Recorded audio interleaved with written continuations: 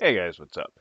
In my last video looking back at 2014, I talked about some of the games I played. In this one, I'm going to discuss some of the things that happened as far as the industry in general goes, and some things that are a step in the right direction, and there's a few things that are worrisome and not quite a step in the right direction. One of the first things I want to discuss is console exclusives, and I've gone into detail about this before, but I just want to reiterate what worries me about the things that happened and the things that were announced in 2014. And before I go any further, let me first say I have no issues with first party console exclusives.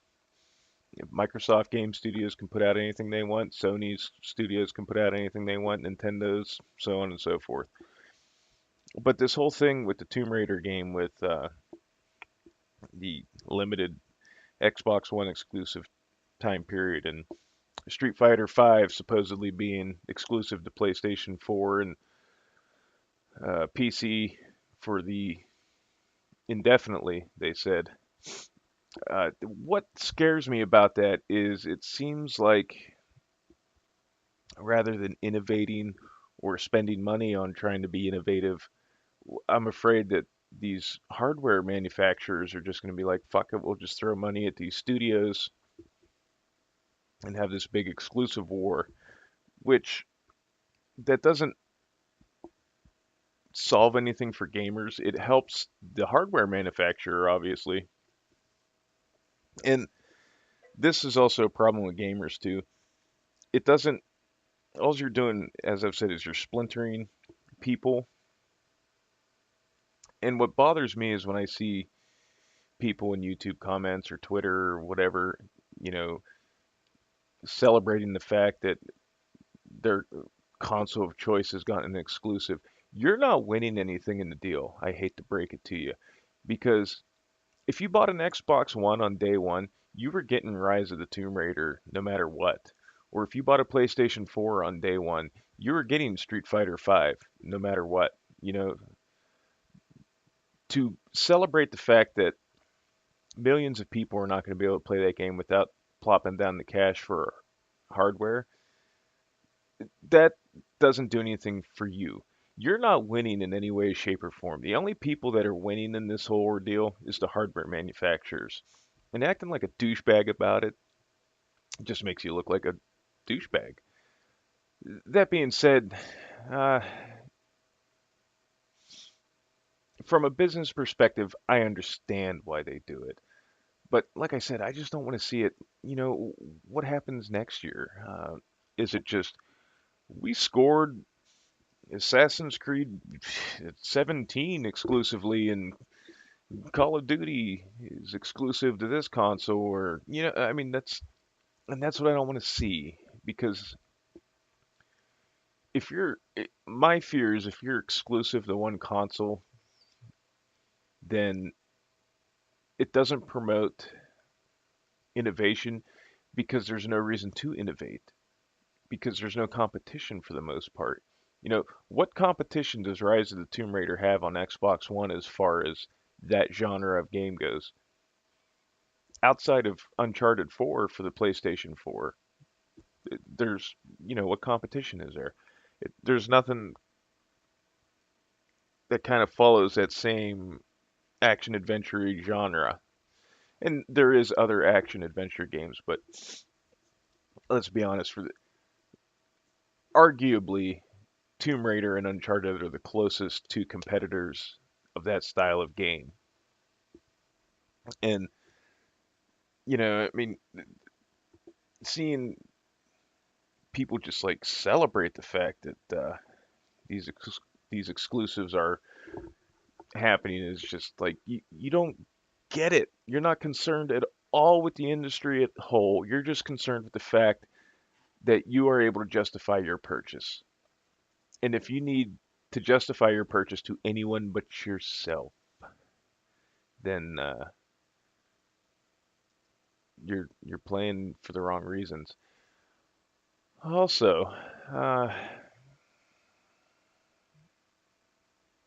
I see people get really mad over the suggestion that a game should go to a different platform. Just recently, and this is what spurred this thought. I seen on Twitter some people joking around about if Destiny was on PC, people would be playing because Steam servers, when they're attacked, Valve's pretty good about getting them back online, usually within a half hour or so, or a reasonable amount of time. Not like Sony getting attacked and Microsoft getting attacked, and Microsoft's back up, but Sony's been down for like 3 days now. Because God, that's like their Achilles heel for their fucking PlayStation Network. I think I'm not going to go into a tangent about that. That's later on. But people get really upset when people suggest that Destiny should come to PC. I'm not saying it should or it shouldn't, but there's no reason. Like the broader or the broader an audience that a game gets, the better that game could potentially do. That studio will succeed, and that possible franchise could live on, or that studio will stick around to make more games. And I mean, obviously, Bungie's not going anywhere, but you know what I'm saying. Like, if nobody bought Destiny on the consoles, and then they release it on PC and it sold like hotcakes, that's good for everybody, or vice versa. I mean, that's just I'm not using Destiny specifically for any particular reason other than it's just an easy example at the moment. But at the same time, you run this tricky slope because not every game needs to come out on every platform because then, other than personal preference, you don't have any issue or you don't have any reason to buy a specific platform other than first party exclusives. And the thing with that is I think Sony and Microsoft both have really strong first party exclusives. And I'm excluding Nintendo because we know their first party titles are strong. But, I think Halo's a system seller. Gears of War to an extent is a system seller.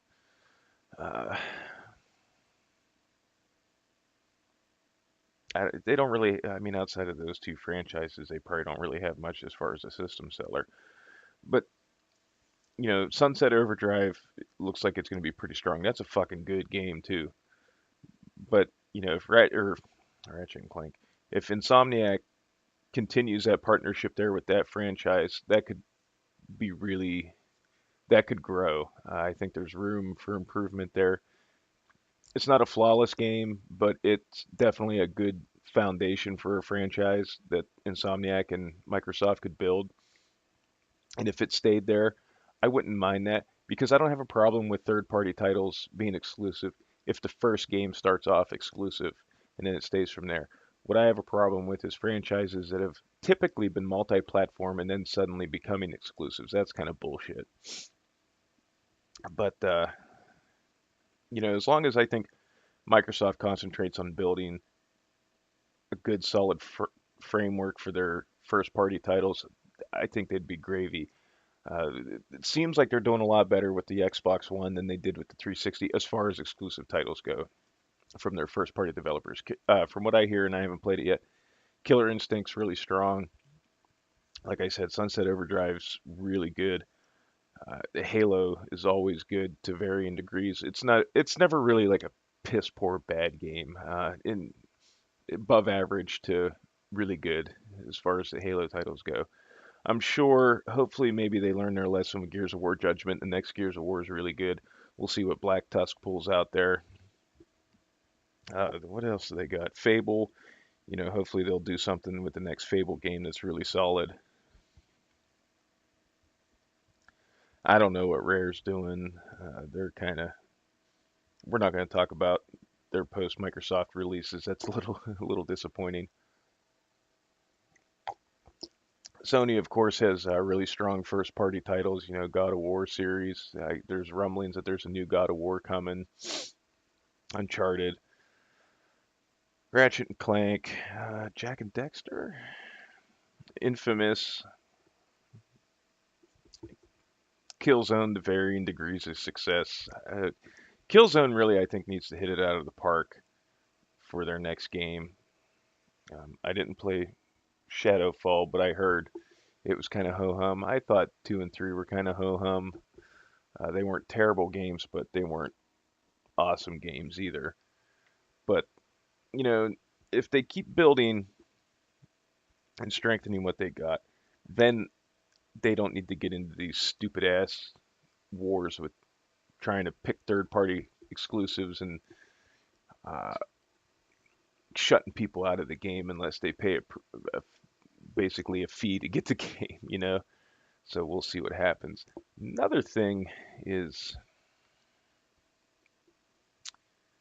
they need to work on their networks. And anybody that has is into gaming knows that over Christmas it was pretty ugly with the networks, both Microsoft and Sony. Sony a little bit worse because, like I said, they just can't fucking. I don't know. They can't seem to recover whenever something like this happens as quickly as everybody else can. But I forget when it started. Probably like August. I'm gonna say a group called the Lizard Squad. I'm sure you heard of them. Started DDoSing various servers for different video game companies and such, just because they're assholes, I guess. They got Blizzard, they got the Destiny servers, PlayStation Network, Xbox Live. I think they tried going after Steam one day. Um, but shit like that, just you're not doing anything. Like, I don't understand what you're accomplishing. You're not saving the world or you're not fucking doing anything constructive. You're just pissing people off. All you're doing is there's people out there that don't have a lot of time to enjoy the hobby, and when they get the time to enjoy the hobby and they can't, um, they're going to be upset. Some people unreasonably upset, demanding like a month of PlayStation Plus for free because of 3 days of downtime. That's a little absurd. At the same time, though, I'm not defending the companies, especially Sony. You should know, but after the fucking big PSN hack a few years ago, where you were down for a month, you should fucking know by now that you need to strengthen your servers and your firewalls and everything. Microsoft, it doesn't go down too much. They did pretty good. They got everything going within. They had trouble for like 2 days off and on, and then I guess they've been pretty solid after that. But I mean, Sony fucking needs to pull their heads out of their ass and fucking do something with their network because that's bullshit. And this stems to another problem too with this always online bullshit, like with Destiny and the PC version of Diablo 3 and stuff. When the networks are down, or if you don't have internet or something, you can't play a single player game or a single player part of a game. That's fucking bullshit. A lot of people spend money that they have to scrounge to save up because not everybody's fucking rolling in cash to go spend money on video games. And to not be able to play it because of internet issues, there's no reason for that. I could understand maybe checking in once a day to make sure that like people aren't altering their saves or doing anything like that, but Jesus fucking Christ. To be completely shut out of a game because the internet's down or their servers are down or whatever, something beyond the player's control, I don't see any reason for that. You're not making anything better for the player. And you know, Destiny players are finally kind of getting a little bit of a taste of what Diablo 3 players have been dealing with for off and on for since launch. But I mean, these companies need to fucking really sit down and figure some shit out if assholes like this Lizard Squad and whoever else is going to keep doing stuff like this, because if they are going to keep doing stuff like this and gamers keep getting dicked out of their money, then uh, my stance on being compensated is going to change. So, until then, I guess it's just something that, we have to deal with. But, if even Ubisoft can learn that always online DRM is kind of a bad idea, and I don't give a fuck what Bungie or or not Activision, Blizzard says, well, I guess technically Activision. That's what it is. This whole online bullshit that they're doing where you connect to their servers and download your character and you don't have any local saves, your saves are all server side. That's it. It's not, yeah, it's so people don't cheat, but it's always on DRM. That's exactly what it is. I don't fucking care what they try to paint it as. And they need to come up with a solution so that when people are locked out of online access, they're not completely screwed and shut out of the game. Because if you spend anywhere from $60 on up for a game, there's no reason why you shouldn't be able to play it. Because some of these collector's editions are fucking pricey, you know. But I digress because there's not really much outside of a consumer revolt. There's not much that's probably going to change stuff like that. Which leads me to the next thing of 2014 was Gamergate. What a fucking mess that was. I support the idea of Gamergate. I do think there needs to be transparency and ethics in journalism. I think there's been some shady shit over the years that journalists in the well, journalists in general, it's not just journalists in the game industry that, but there definitely has been some shady shit that's gone on over the years. A lot of things that made me, you read an article or something or a review or a preview and kind of scratch your head a little bit. I, I don't think the movement should be judged based on people using the hashtag and acting like assholes. There has been a lot of online harassment this year, and it's not exclusive to Gamergate. It, going so far back as to when Anita Sarkeesian started her Kickstarter for her YouTube series. I mean, that had nothing to do with Gamergate, and people were just as vicious back then. Just because somebody uses a hashtag doesn't mean they're part of a movement. Anybody can use a hashtag on Twitter, but that's a larger issue outside of gaming in general. Is a few people acting like assholes makes an entire group of people get judged and lumped together. Uh, that's gets into some politics that doesn't belong on this YouTube channel. So getting back into the core of what we're talking about here, like I said, I do support the idea of Gamergate and certain individuals within Gamergate because if you're smart enough and you have a functioning brain and you actually filter through the bullshit, you will see that there is decent people on both sides. Um, that's why I can't bring myself to label all of the anti-Gamergate people because not all of them are assholes. But at the same time, at least from what I've seen, you see more anti-Gamergaters threatening people with doxes and all this other stuff and sicking their minions on people and shit like that. And there's definitely a clique. I don't care what anybody says. All you have to do is look on Twitter and you can see that there's a clique amongst these people. And the sad part of it is I gained respect for some people and I lost respect for people that I had respected for years. At the same time, though, at this point, I'm starting to feel like everybody's losing their focus. Seems like some people are just concerned with getting some YouTube views and some Twitter followers. Other people are just concerned with pushing agendas. And this is both sides of the fence. This isn't one particular side. And what bothers me is all these people trying to push their agendas. And,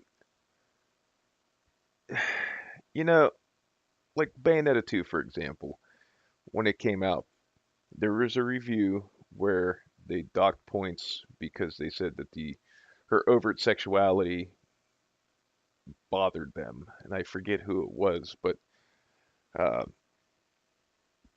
people raised a big stink about that. And I don't think it's as big of a deal, but at the same time, a review is basically a it's supposed to be an unbiased documentation of your thoughts and impressions of a certain medium. If you have certain issues with something, it should be documented. So I don't fault the reviewer for documenting the fact that he felt that the overt sexuality of the character bothered him. At the same time, though, what bothered me when I played the game was everybody's raising a big stink about Bayonetta and how she's overtly sexual and sexualized and blah, blah, blah, blah. But not one person, at least from any forms of media that I saw, nobody brought up the fact that Enzo is a walking, talking Italian stereotype. He's got he's short and stocky and heavy set. He's got all the fucking the rings and shit, and he's kind of dumpy and wears the kind of flashy sort of mafioso clothing, and you forget about it and all that other bullshit. Nobody gives a fuck if a male character, is a stereotype of anything, but God forbid you have a female protagonist that embraces who she is and relishes in what she does and in who she is, you know? And I seen a couple tweets from some people that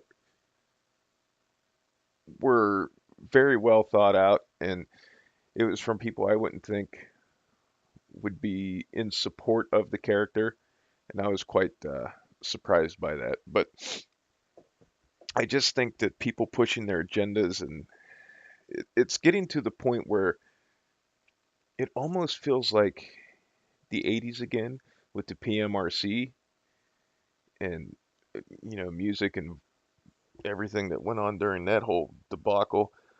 With Target and Kmart pulling Grand Theft Auto 5 off the shelves, and you know, um, let's see, that was in Australia. I'm trying to think of other things that happened as far as gaming and censorship.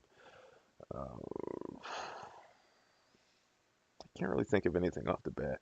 And I know there was a lot of hoopla this year too. Like suddenly, all of a sudden, it seemed like in one week there was like 100 fucking videos on YouTube about Anita Sarkeesian working on Mirror's Edge 2, which was a rumor from like fucking 2012 or something, to the point where they put a petition on change.org, and EA actually responded that Anita Sarkeesian is not working on Mirror's Edge 2, just so you guys know. But I mean, th- it got crazy, and what happens, kind of like the impression I'm getting from this whole thing is you got these people that want to, this offends me and this shouldn't be in this, and nobody can get it through their heads that fucking video games aren't made for kids anymore. Some of them are, but for the most part, your average gamer is late 20s, early 30s, and just this back and forth dribble. What was, wow, there was one I seen.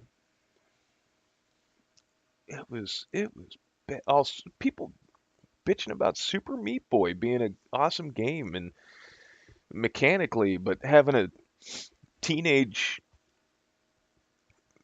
male's art style or something stupid like that. It's like, are you fucking for real? You're bitching about that? And these people clearly are just concerned with pushing whatever stupid fucking bullshit comes out of their brain. But as gamers, if we disagree with them, immediately attacking them with death threats and doxes and all this other stuff is not the right way to go about it. And it doesn't help the overall community's image, and it doesn't help anybody involved in the community. It sets us back. I'm not, you know, I'm not saying you can't disagree or you can't fight back, but you got to be constructive about it, you know? By acting like immature little twats, all we're doing is further reinforcing their point, you know what I'm saying? We just got to be a little bit more constructive about our disagreement with whoever. It seems like some of it's starting to calm down, and hopefully, as 2015 rolls around and progresses, things will kind of get quiet again, and we'll see how some of the changes some of these websites and publications have made take effect, and where things go from there. Um, I do think we need to see some more inclusiveness in games, but I don't think they need to go all Anthony Birch and let's make everybody gay and you know, uh, or anything like that. I think The Legend of Korra, the way that show ended, and this isn't video game related, but I think that's a good example of how things can be done tastefully and subtly. And I'm not giving away any spoilers for anybody that hasn't seen it yet. So if you're interested in that show, or if you watch that show, watch that final episode. Um, Nothing hits you over the face. They don't beat you over the head or browbeat you about anything. It just happens naturally. There's subtle hints and things like that, and it was well done. Uh, Whereas then you take on the other side of the coin, I feel like, and one of my issues with Borderlands 2 and Borderlands the pre-sequels, I feel like Anthony Birch is pushing his agenda because when you have a gay character, for example, that's like all they talk about sometimes, and they just keep reminding you, and it's like I don't need remind. Like I know gay people, and they don't fucking remind me every 20 minutes that they're gay, and I don't have a problem with gay characters in games, but like the way Anthony Birch does it is just bad. Like I said, I don't need to be reminded every 10, 20 minutes or every time you have a conversation with the NPC. And like I said, I don't see anything wrong with inclusiveness, but every time you introduce a new character, it's like, oh, look, they're gay. This character's gay. They're all gay. Everybody's gonna have a, it's like by you're making it too inclusive. I don't know if that's even a term, but I think people are too worried about offending somebody, and what they need to do is remember that games are made to be fun, and they don't all have to be social commentaries. For the most part, I don't think a game like Borderlands needs to be a social commentary. There's nothing wrong with Janie Springs. There's nothing wrong with Axton or Moxie or anybody like that. But Jesus Christ, it's not like it's this literary masterpiece that is a metaphor for everything that's going on in society. It's basically 20 hours of dick and fart jokes mixed in with some inclusiveness. And like I said, there's nothing wrong with that, but you don't need to beat me over the head with it. I'm not an idiot. I'm fairly intelligent. I can pick up on subtlety and stuff like that. And I think that's what we're going from one extreme to another. And that's not the way to go about it. But, we'll see what happens. Like I said, hopefully 2015 things will kind of start to calm back down, and uh, we'll be able to reach a happy medium. You're never going to please everybody. There's always going to be somebody who's going to nitpick something, but this year's just been especially bad, it seems like. But, we'll see what happens, like I said. And I've been going on a little bit on this one. Um, Next, got one more video for 2000 or for my 2014 retrospective, and then we'll go from there. But, like always, guys, I appreciate you taking the time to watch, and I can't thank you enough. I hope 2014 has been good for you. What do you think about some of the things that happened as far as the industry and things like that go? And leave a comment below. But until then, I'll see you in the next video. You guys have a good one.